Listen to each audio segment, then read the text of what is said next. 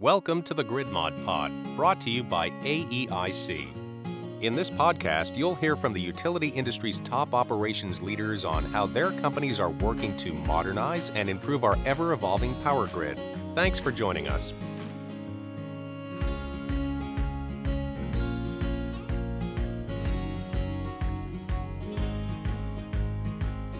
Hi, I'm Dr. Elizabeth Cook, your host of the Grid Mod Pod and Vice President of Technical Strategy at AEIC. In this episode, you'll hear all about the role customer behavior plays in energy efficiency and how simple, accessible technology can help everyday people better understand and manage the way they use energy. I'm joined by Andre and Ahmad from Flick Power. At the very edge of the grid is the customer, and unless good information actually reaches them, they can't make smart decisions about how and when they use power. So we get into Flick's simple but powerful idea, a little device that glows different colors, like a traffic light for your energy use, and why it matters most for a segment that too often gets overlooked, our multifamily communities. We talk about the real-world savings, why behavioral education works even without time of use rates, how utilities can improve engagement and communication, and why, when it comes to energy awareness, simplicity is really the whole point. We hope you walk away from this podcast with the insights and momentum needed to spark change in the industry. Welcome to the Grid Mod Pod, where we explore the people, systems, decisions, and really the realities shaping the modern electric grid. So I'm Dr. Elizabeth Cook, and in this space we talk about all things that are moving the industry forward, not just in theory, but in practice. And so today I'm joined by Ahmad and Andre from Flick Power. And so Flick is working at an interesting intersection around grid mod, but it's the communication, it's customer behavior, it's the energy awareness that we all should have, and really that affordability, but with the multifamily communities. So I'm very excited to hear about what you guys are up to and walk through that journey together. So thank you for joining us today.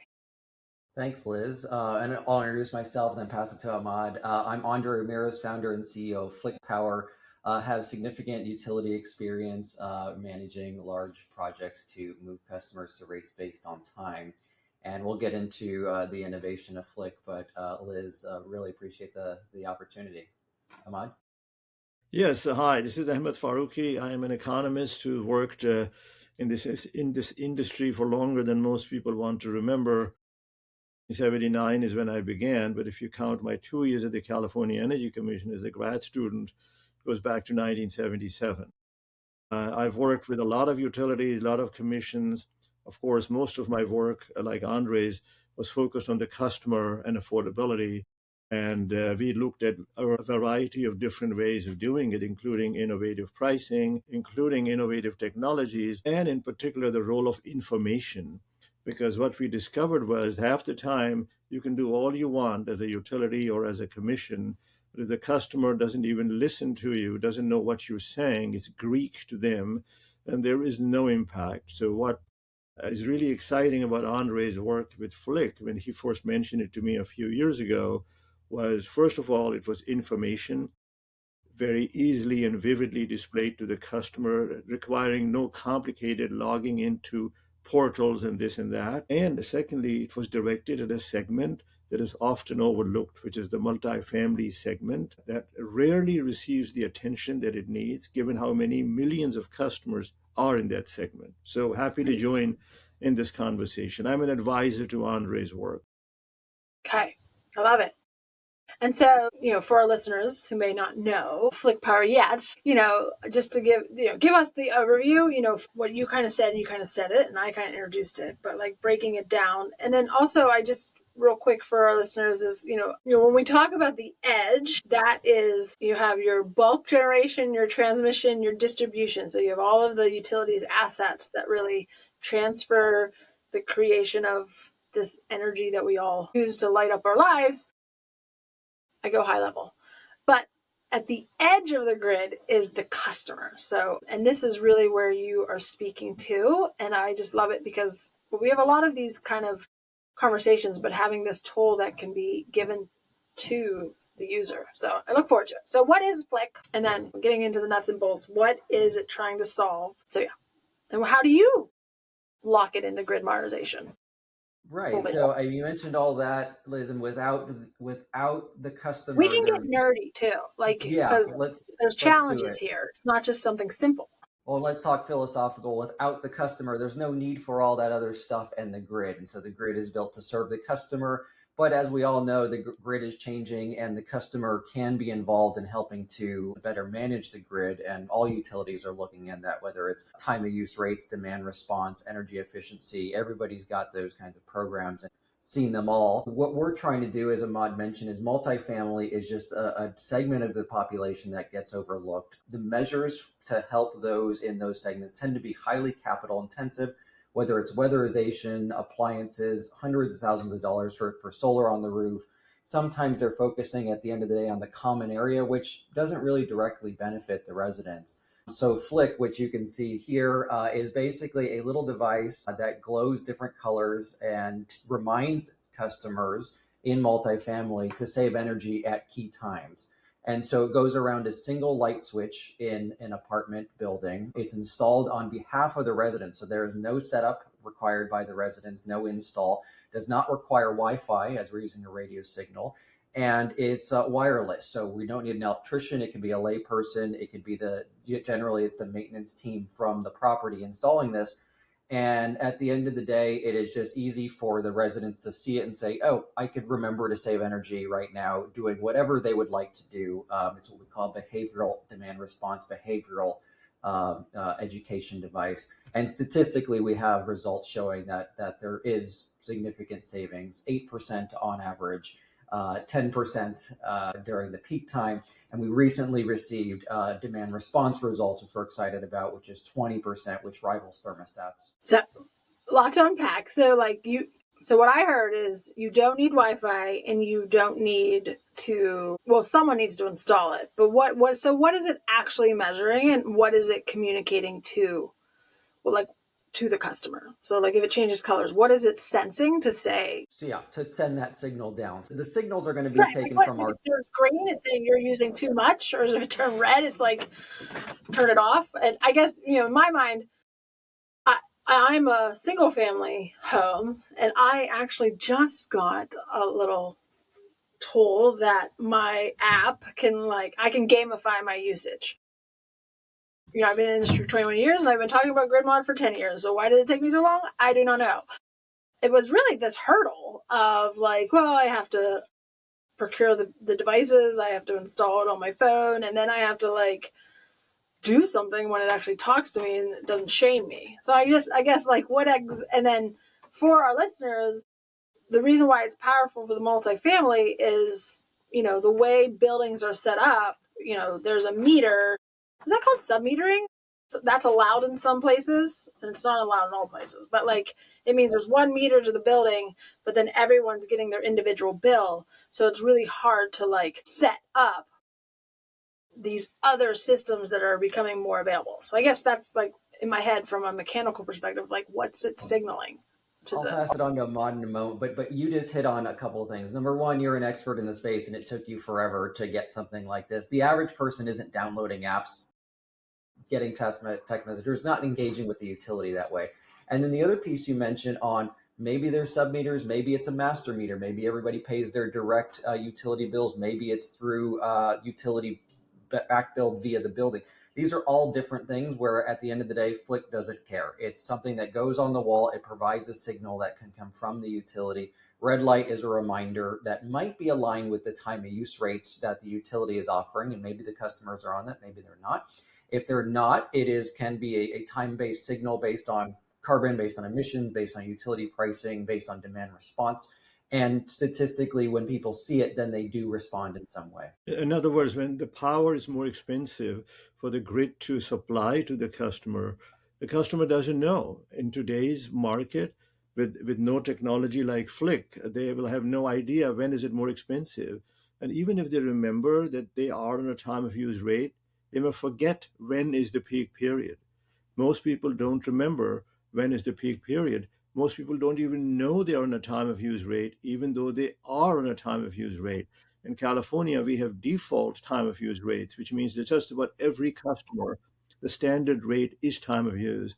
But I have met friends and neighbors who are living in single family houses and who are smart people in terms of professional capabilities, but they have never even looked at their bill. I had to sit down with one of them and say, "Oh, you're on a time of use rate." The question was, "What does that mean?" I said, "Oh, it means that your price of electricity varies by time period." But again, even if they know they're on a time of use rate, they will not remember when is the peak period. So this is the most visible indicator with Flick. It's telling them, it's almost like a traffic signal. It's telling them when to stop, when to drive, and when to slow down. I think that's the best analogy I can think of. And I guess the household does have to choose where to install the device. It has to be installed in a central location where all the occupants in the house can see it. And if you put it in the garage, it'll provide you no benefits at all unless you go to the garage 24 hours a day. So it has to be installed in a visible place. Andre, maybe you can comment on what the installation involves. Thank you. Yeah. And so, Liz, you were going there. Maintenance team generally sets it up. So in the room, everybody is in now, unless they're walking, listening to this. There's a light switch. We've all got one. Around that light switch is a piece of plastic. That's called the light switch plate. Let's just call it. We essentially take the screws off of that thing, that light switch plate. You save those screws, put on our plate around that light switch. And we have this is a toggle style. This is a paddle style. We have a toggle style as well. It goes around a single light switch, and just with those two screws, ours just essentially pops on and replaces that piece of plastic in a room. Again, living room, common area, kitchen, foyer, something like that in an apartment.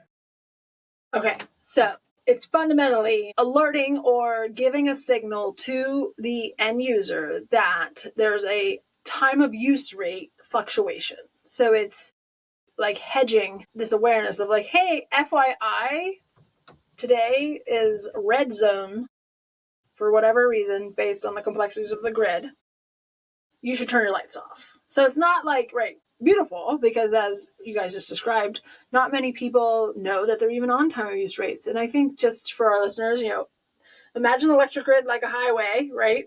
For a long time, most of us just drive on the highway, we turn things on when we wanted them, etc. And then, you didn't really know where you were going until we had our GPS, I guess. And now it's kind of with access to, I really short-circuited my analogy, but like, maybe you guys get where you're going. You're driving, you have your map, you don't really know. But now we have all this data, you have your GPS, you can kind of go where you want and it makes decisions for you.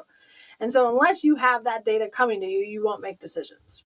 Liz, I think you just created the analogy, and Ahmad, maybe you could then talk about the ARCA price response.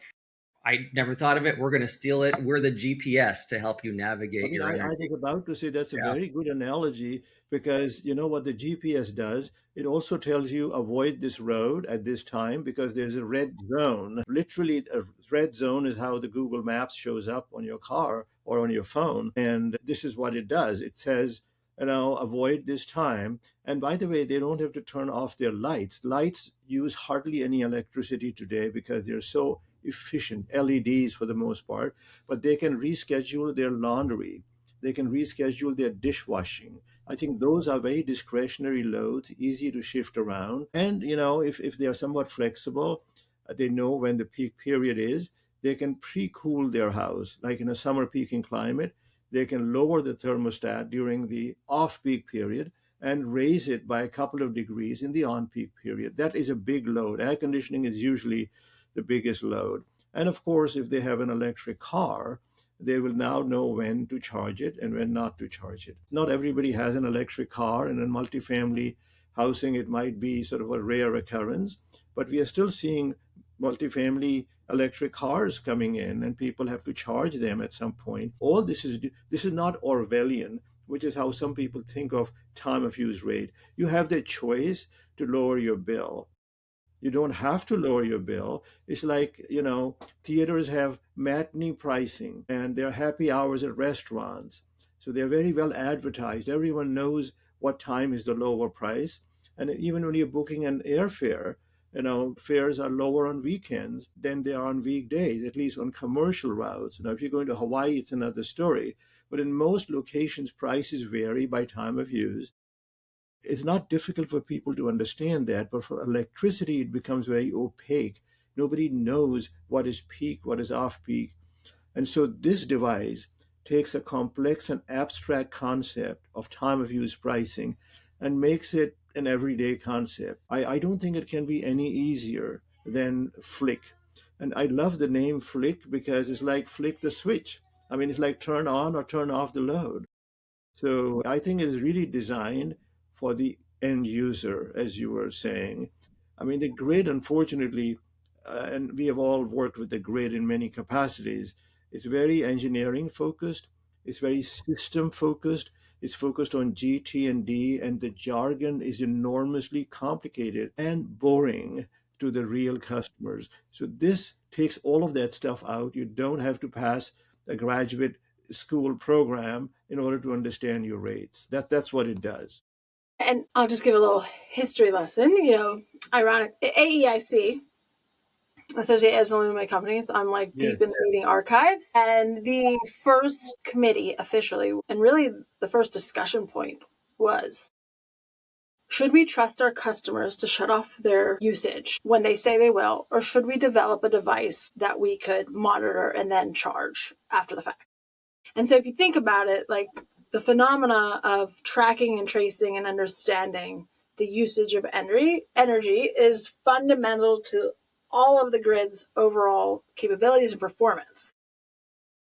And then, wrong, right, or indifferent, we've created a system that was been one way power flow for the last, I would say, 100 of the 120 years plus existence. I guess we're up to 140, but not the grid that we know. But anyway, and so this idea of time of use rates really are not brand new. It's been around for decades, but it was mostly for the commercial industrial customers, which, by the way, were the original customers of a grid built for multiple customers. And so only since the availability of these advanced meters, and when we say advanced meters in the industry, for any new novel listeners, such as my mom, there was a time where you had meter readers who had to physically go look, see the dial, walk back, charter it, put it into a system, send a bill later. But now with the advanced meters, it's a little computer that we have access to the usage. Now, granted, my world meters are my third love, I've been saying. Transmission, distribution, and metering in that order. But what's new is this residential adoption. So we're throwing time of use rates around as if everyone understands them. Not all, for instance, right now, states enable time of use rates or utilities, but it's becoming more common. So, this is and then I will also say in these national conversations, but then it comes down to your individual community conversations, is, empowering the end user to understand the idea that flicking on a switch causes some change in a massive machine, and giving that information is like the first step in really creating this awareness that if we, the end users, use the energy differently in a positive way, we could reduce the amount of energy we use in a positive way. But I think we got lost, right, in this world of we want our power when we want it and don't tell me when not to have it. But now we're really kind of shifting this whole conversation about the grid is empowering the end user, because if you can gamify it, even with a simple red, yellow, green, we as beings love to be challenged. So I do love the simplicity of it, but I also, I guess, wanted to layer in the complexity of, why some of these types of capabilities take a little bit more education and understanding of driving that value. And so I guess my question to you, if you don't have time of use rates, can it still provide you intuitively an idea of this is the peak time of when the grid's being used? So, hey, just for the benefit of all, use less power. Do you think that has a relative thread that can then have a ripple effect? It does. I don't have time of use rates is my point. Right. And it still does. But if we were to send you a time of use signal, there's going to be two things at play. One, you want to do the right thing. Maybe call it half the people care about that. The other half may or may not care about that. But they, at the end of the day, everybody cares about their bill at least once a month. Right. And so to the extent that we're just reminding the household, and again, not just the account holder, the person who pays the bill, but everybody else who's an energy user in that household to remind them that they could do various things. We have found that 8.5% reduction in usage just by elevating the consciousness about energy, and that is a real material bill savings. And Andre, would that still be the case, even if they're not on a time of use rate, just because they're more conscious about how energy is used? Would the signal from Flick help them lower their bill just through that enhanced awareness? Right, just that little. As long as they respond, right? Now, the pilot we did was in a time of use area. However, we did not ask the residents, and the utility didn't ask the residents if they knew they were on a time of use rate or not. So, as Ahmad, to your point earlier, and Liz, to your point earlier as well, people may or may not know that they're on a time use rate. They're getting the bill at the end of the month and getting upset, and then going about their life until the next month comes around. And so, to the extent that they know that they're on a time use rate or not, we would love to pilot in an area that does not have time use rates even as an option, and just to demonstrate that we will still see savings. And the other piece that we kind of touched on here is affordability. That's such a big thing that everybody cares about now. We all know our rates have increased and gone through the roof over the last few years. This is especially acute for these customers in multifamily, where 90% of people in multifamily are renters. These are not customers that have the wherewithal to go and put solar on their roof because they don't own a 50th of their roof. It is just, again, just a fact that this demographic does not have many options, and now they do. Right, because another big space in multifamily homes is like the world of electrification. It's becoming ever more apparent with all of the data available that you can reduce your overall energy as a totality, not just your electric bill, by electrifying certain parts of your current system based on the evolution of technology. But one big hurdle is, again, multi-use buildings, because the individuals that are renting don't have the powers to make those decisions to incorporate these inefficiencies. So this is almost another step of pulling that conversation in as not an obstacle, and that you can create devices with end use awareness to really empower them to think differently about their energy use. And so who knows where it could go, right? I mean, just once enough people make decisions based on, this signaling, that can really start to create a communal response that maybe, highlight it to, your local utility and community, that like that customer can be a part of this transformational change, which we're in a space that the load is growing, and it's growing rapidly. So one of the easy solutions is to use less energy, right? And I think you brought up a very important issue, Liz, which is that most customers don't know if they have a high bill, like $100 a month in a multifamily unit, how much of that is for lighting, how much of that is for air conditioning, how much of that is for water heating, et cetera, et cetera. So that is also another piece of information that customers need to have, because they could be trying to solve the big problem with a small hammer, so to speak. It won't do anything. They need to be directed to what is the big end use. And then you brought up electrification. I mean, the challenge with renters is they cannot change the end use equipment in their apartment. If it's a gas furnace, it's a gas furnace. Even if they want to replace it with a heat pump, they can't, because they don't own. However, for single family homes, that is an opportunity.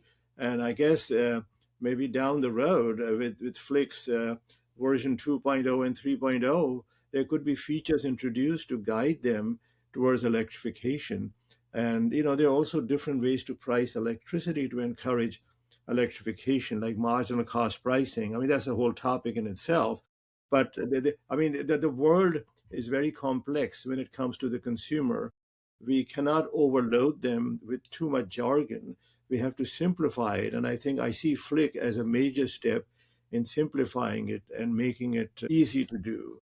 I mean, even people with, PhDs and 50 years of experience, like several of my colleagues and friends, even though they don't have the time to think about these issues, they will spend most of their time on entertainment, traveling, whatever, whatever. Somehow energy is really low. And one thing I'll mention, since solar was brought up, I have a friend who's in a single family home, and he was finally asking me, I think I should install solar because my bills are getting out of hand. Now he owns the house. And I said, so what took you so long? He said, oh, because the solar panels will be very visible from the street because my roof is oriented in that way. So the reason I mentioned this is because customers have other priorities. And Liz, as you said, they'll say, I just want to use power when I want to use it. Why are you telling me when not to use it? That's what one of my daughters says to me all the time. Don't tell me, Dad, when to use power. It's my house. I'll do it my way. Now, but everyone wants to save money. And I think that's the key message here. We're not telling you to wear the clothes you don't want to wear. You can wear whatever you want to wear. But if you wear lighter clothing in the summer, you'll be more comfortable. It's kind of like that kind of a message. Ahmad, you just blew up version 2. We're going to be giving fashion advice on this thing. That was There we go. And I'm guilty as charged about your friend. Actually, the app came with my solar install. And I will just say, like, the way they have gamified it, and I use that word too much, but I really think it matters.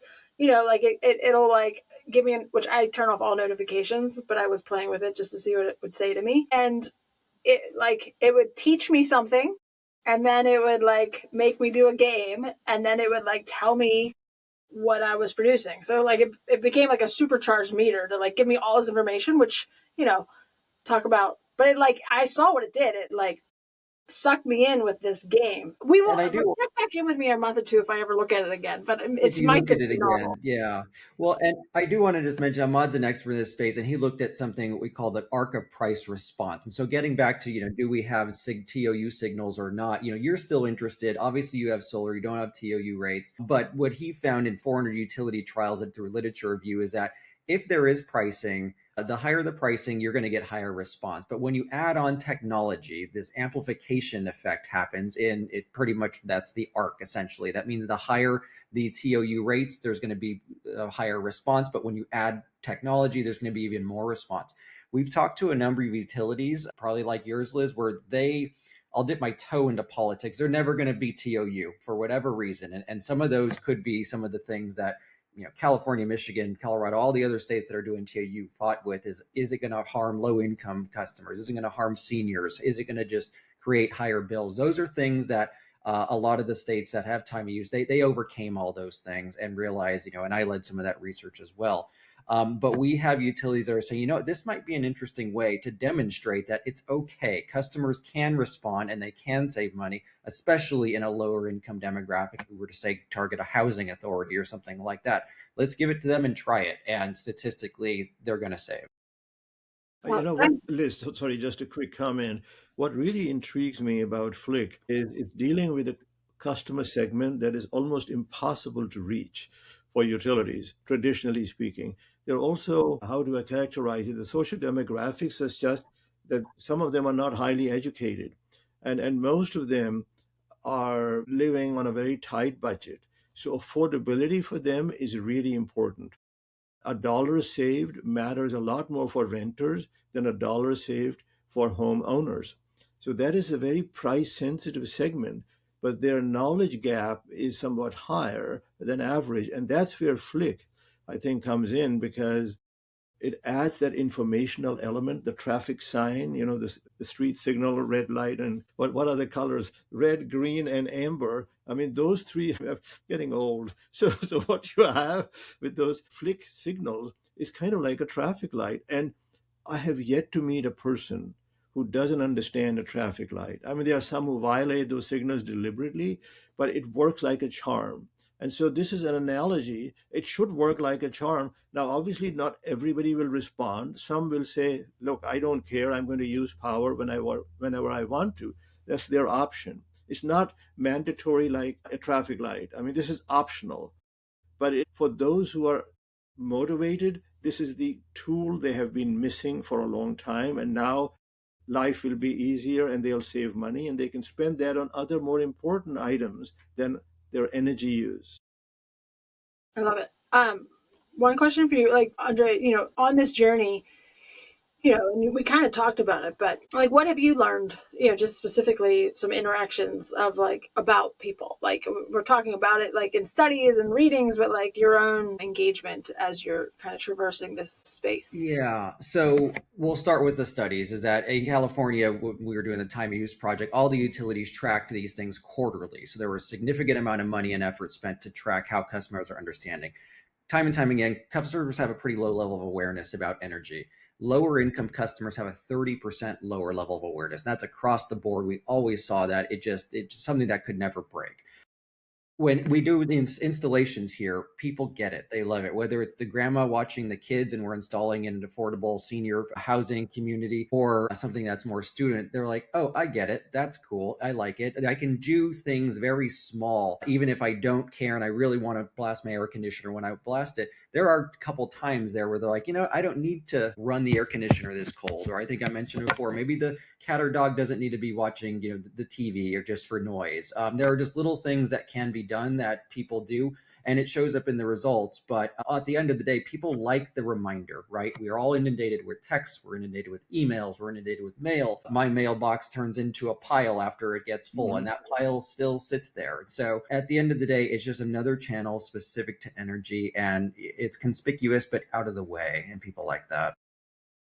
And I guess I just have to share, I don't think many people talk about it, but I think it was the late summer 2022, California had this heat wave and there was, an emergency September message.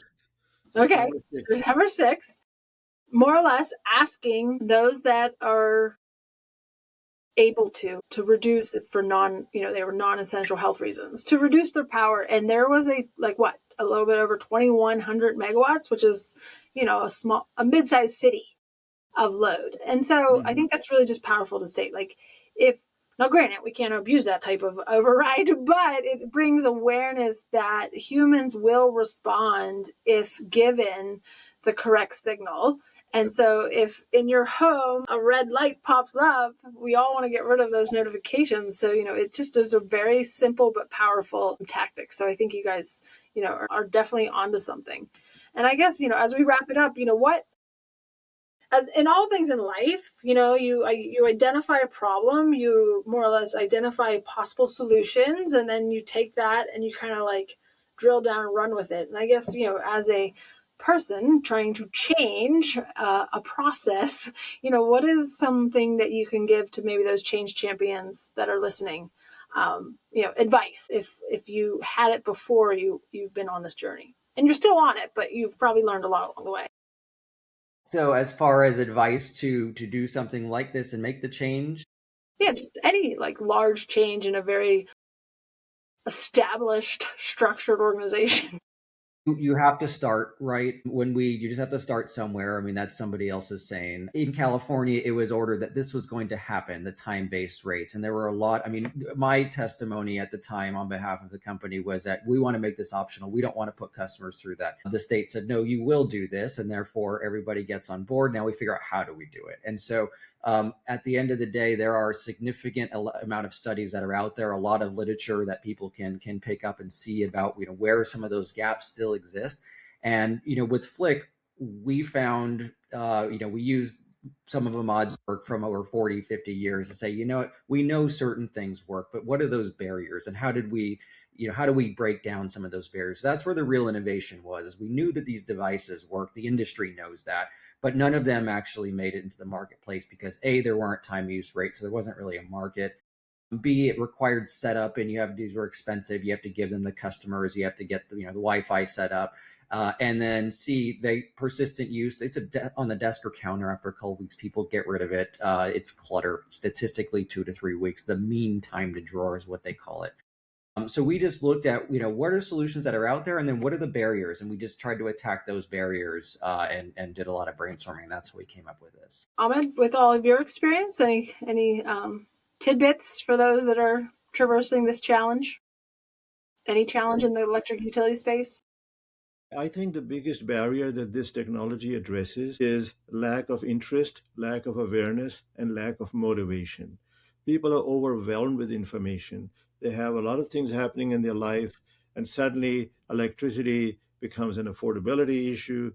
They're overwhelmed. They're not engineers or economists, and sometimes they are both, but even then they don't understand their electric bill. So this makes it really simple. You don't need a graduate degree. You don't need to be, joining a club or something to get educated. This is almost no prerequisites needed. Everybody, particularly in multifamily housing, I think they're struggling to pay their bills and they cannot change their appliances. They don't own the unit. All they can do is change the light bulbs, and that's pretty much it. So this comes in and says, if you just change the way you use electricity by taking your big loads and just rescheduling them, and if you don't want to do it, you don't have to do it. It is not Orwellian like some other programs where they will control your technologies and cycle your air conditioner or let you not charge your car. You can if you want, but here's a way that we are showing you to, it's sort of like, it's a diet, right? And not everybody wants to go on a diet, but this is a diet from your electricity bill perspective. You can choose to not lose weight, or you can lose weight, by which I mean save money by going on Flick. It's a bit of a stretch, but I thought I would use Going on Flick. Analogies. I love it. Well, Ahmad, Andre, thank you for joining me. I think the conversation is a good reminder that grid modernization is not only about what happens in control rooms, planning models, or really the utility back office systems. It is also about how the realities of the grid show up in everyday life, in our homes, in housing communities, in this an affordability space. And so these small moments where people decide whether not, and how not to respond to a signal is a really big part to the overall transformational time that we're in. So I appreciate the work that you guys are doing, especially bringing attention to a very overlooked area, the connection between communication and participation. I love the work, and I love that we brought this to the forefront, and I look forward to seeing how you guys prevail and bring this into more homes throughout our large grid. So for that, thank you all for listening to the Grid Mod Pod. Keep leading, keep learning, and keep doing the work that moves the grid forward. That's a wrap for this week's episode of the Grid Mod Pod. Thanks for tuning in. We hope today's conversation got you thinking about new and creative ways to improve our power grid. Be sure to subscribe to our YouTube channel to be the first to hear new episodes. This podcast is brought to you by AEIC, the place where operations leaders come together to share knowledge and provide guidance to the electric utility industry. We'll be back with a new episode next week. Until then, keep powering on.